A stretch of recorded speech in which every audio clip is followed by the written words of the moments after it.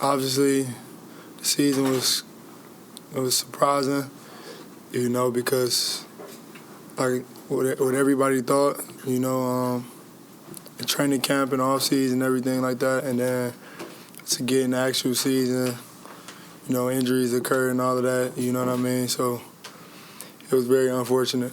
Like you said, everything was on the rise. Beating a great team like the Eagles, we definitely thought we had it. That's another thing that's just unfortunate.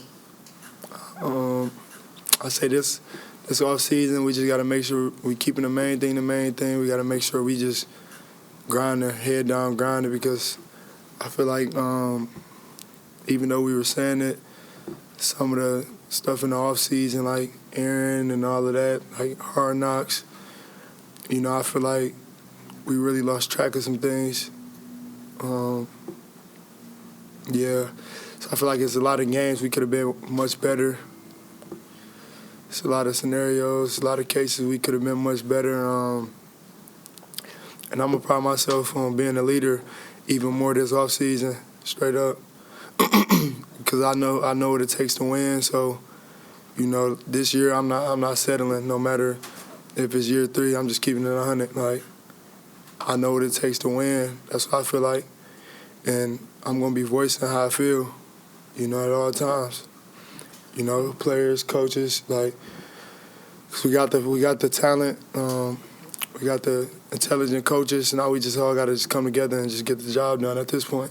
When there's a lot of cameras and there's a lot of stuff going on, like, sometimes you could just lose track of, like, the main thing. At the end of the day, we still got to go and play against these tough teams.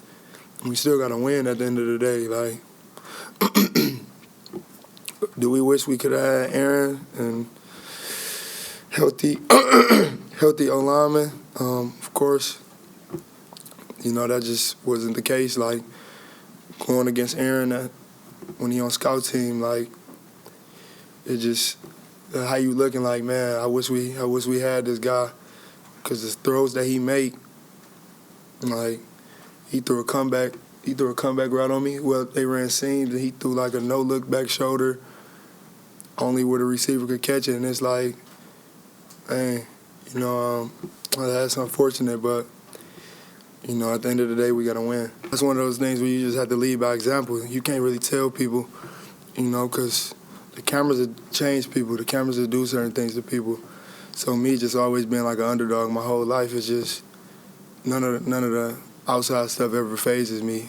You know what I mean? Like, it just made me go harder. Not my standard. Look to put the work in off season, work as hard as I ever work.